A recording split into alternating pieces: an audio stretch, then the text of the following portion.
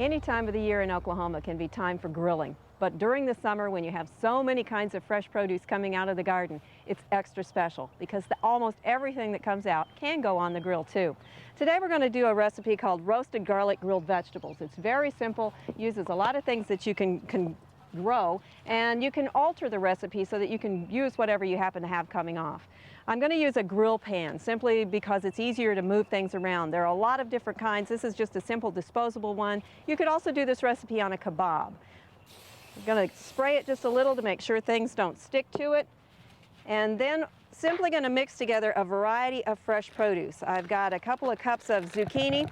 Now, one of the things I'd recommend is that you try to look for vegetables that are going to cook in about the same amount of time. If you're going to have something like a potato that you're going to throw in here, you're going to want to cook it ahead of time somewhat so that it doesn't take so long and everything else doesn't overcook. I've got a couple of cups of onions, or a couple of medium onions. Sweet onions work real nice on this. I've got about 8 ounces of mushrooms.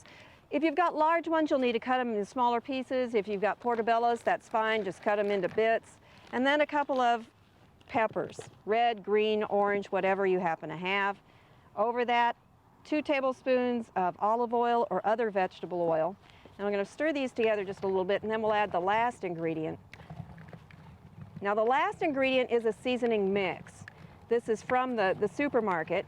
And one of the problems with getting a lot of seasoning mixes, this wasn't included. This is a roasted garlic seasoning mix, Montreal chicken seasoning mix, is that they contain a fair amount of sodium. Serving size on this is 1/4 teaspoon, and in that 1/4 teaspoon you have 170 milligrams of sodium.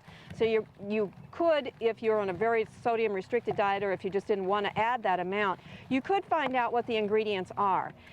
Now, they may not be on the product label, but you can usually go to the website of the company that makes them. This particular one is composed of onion, black pepper, coriander, parsley, roasted garlic, and paprika, as well as a fair amount of salt.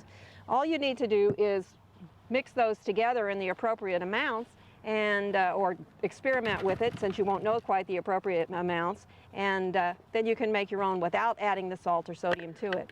We're now going to put this on the grill, and this is going to cook on the grill over a medium or medium-high heat for 15 to 20 minutes. Now, the advantage of doing vegetables on the grill is you're not going to have the formation of so many carcinogens. When you cook meats, you have one particular carcinogen, heterocyclic amines, that form in the meat when it's cooked over high heat or when the meat burns. And that's as a result of the protein content in the meat. Because the vegetables are much lower in protein, you don't get that happening. Now, another one of the carcinogens that may develop is called polycyclic aromatic hydrocarbons, or PAHs for short.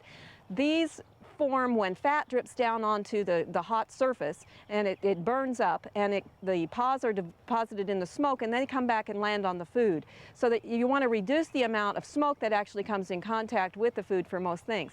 Smoke does develop some flavor, so you probably want some. You don't want to completely shield it, or you may as well cook in the house. But you want to limit the amount, so by indirect cooking, trimming the amount of fat that's there. If you don't do some of those kinds of things, what you really need to think about is grilling a little bit less often, at least than every day, to try and limit your risk of carcinogens. Once things have gotten either as tender or as browned as you like, you're ready to go. They don't take very long. It's over a medium to medium-high heat will do it, so you have a little bit of flexibility. If you've got other things cooking at the same time, it'll all work out fine. Just don't put them on as early as you'd put on maybe a steak or something, because it would take too long to cook. Cooking in smaller pieces, adding lots of produce, cooking over a lower heat, using indirect heat, all of these can make your grilling season more healthful and definitely more nutritious if you increase the amount of fruits and vegetables that go on the grill as well. For Oklahoma Gardening, this is Barbara Brown.